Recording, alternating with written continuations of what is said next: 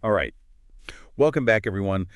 Today, we're tackling a topic that I think is universally fascinating, and that's motivation. Yeah, who doesn't want to be more motivated, right? Exactly. I Right. mean, we all have goals, things we want to achieve, but sometimes that drive, that push to actually get things done, it can be a little elusive. Totally. And that's where understanding the science of motivation comes in. And that's what we're diving into today. We've got a chapter here from the book Iliadis Texts that really digs into what motivation is, how it works, and most importantly, how to keep it going. It's a great chapter. Really breaks things down in a way that's super accessible. So to kick things off, why don't you give us a quick overview of the two main types of motivation that the book talks about?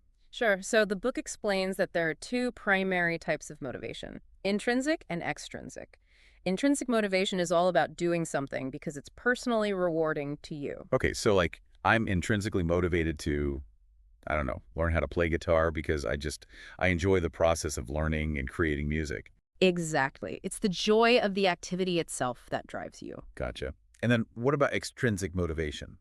Extrinsic motivation comes from external factors, like rewards or pressures. So you might be extrinsically motivated to, say, work hard at your job to get a promotion or a bonus. Or to avoid getting fired. Right, exactly. So the motivation comes from outside of you rather than from the enjoyment of the task itself. So it's like with intrinsic motivation, the reward is kind of built into the activity, whereas with extrinsic motivation, the reward is separate. You got it. Okay, that makes sense. But, there are times when we do things that are motivated by neither pleasure nor reward. I mean, think about things like, paying taxes or cleaning the bathroom. Right, those aren't exactly activities that spark joy. Not really. So how does the book explain those situations? Where does the motivation come from to do those things? Well, the book actually defines motivation as this invisible force that pushes us towards our goals. It's this internal drive that can come from different places.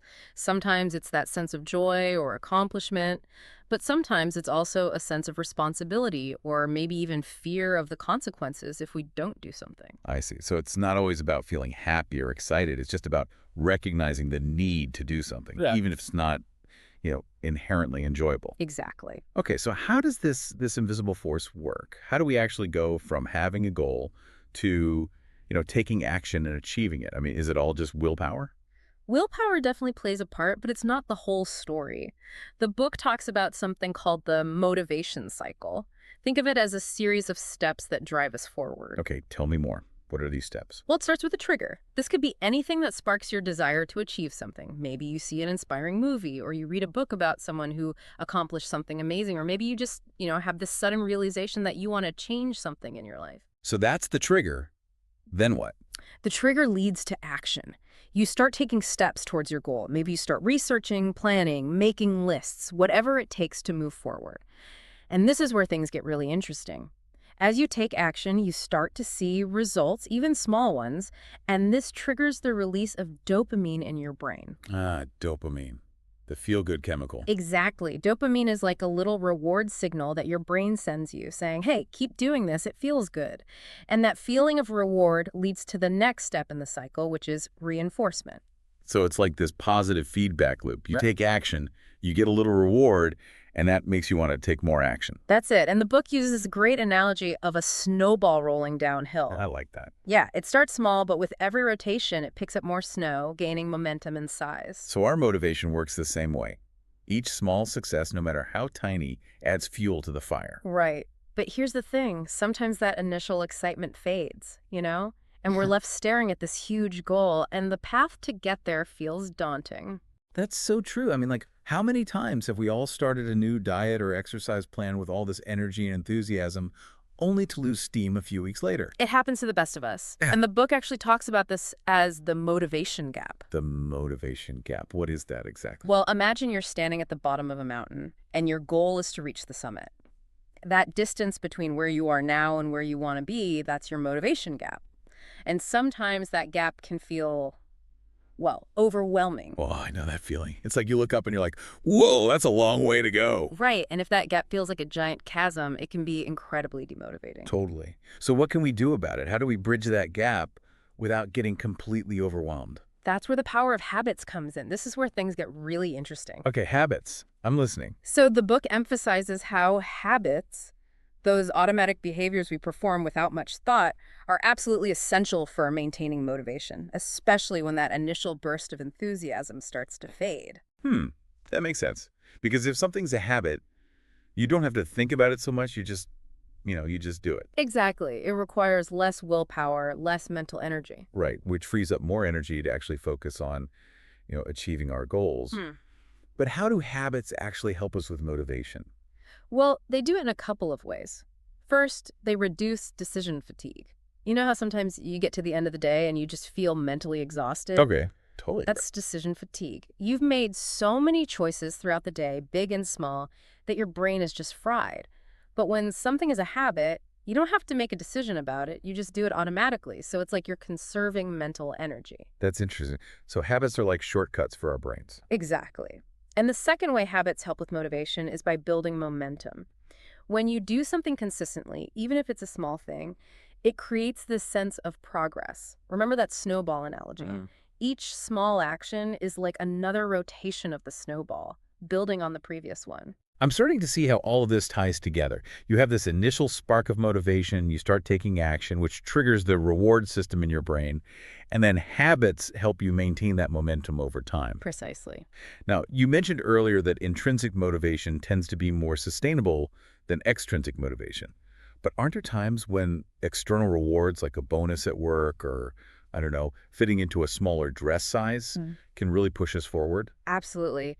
External rewards definitely have their place. They can be super helpful for getting started, especially with tasks that we might not find intrinsically motivating. Yeah, like I'm not exactly intrinsically motivated to clean my house, but knowing that I'll have a nice, tidy space to relax in afterwards, well, that can be a pretty good motivator. Exactly. Yeah.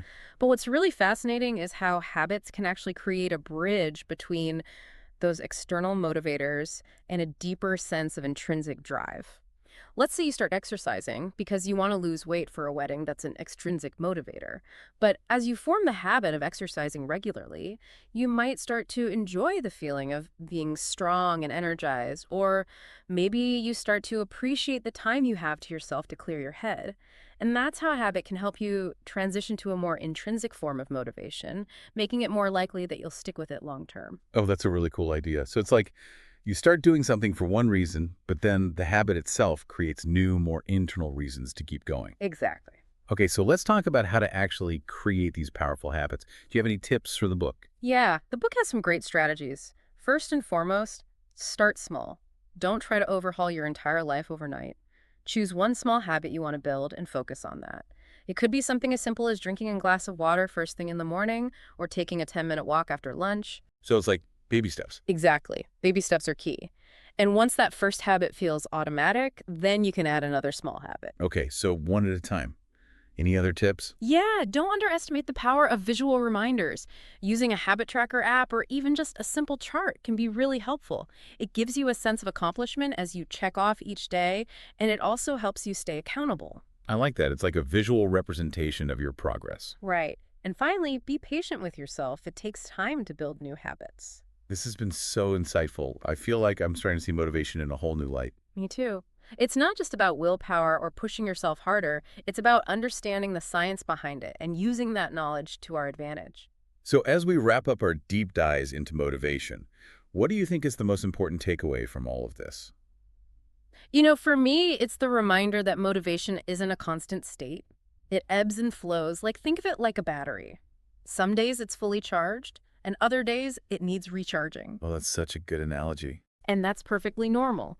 The key is to have those solid habits in place so that even when your motivation dips, you'll keep moving forward. Like the book says, and this is a direct quote, motivation isn't a constant state, it ebbs and flows. Think of it like a battery. Some days it's fully charged, and other days it needs recharging. You don't have to be super motivated every single day. Nope, having those habits as your foundation can make all the difference. I love that. So to all our listeners out there, I'll leave you with this. What's one small habit you could start building today? A tiny step that could set your motivation snowball in motion. And if you want to dive even deeper into the science of motivation, be sure to check out Ely Matos Texts, the book we've been discussing today. Until next time.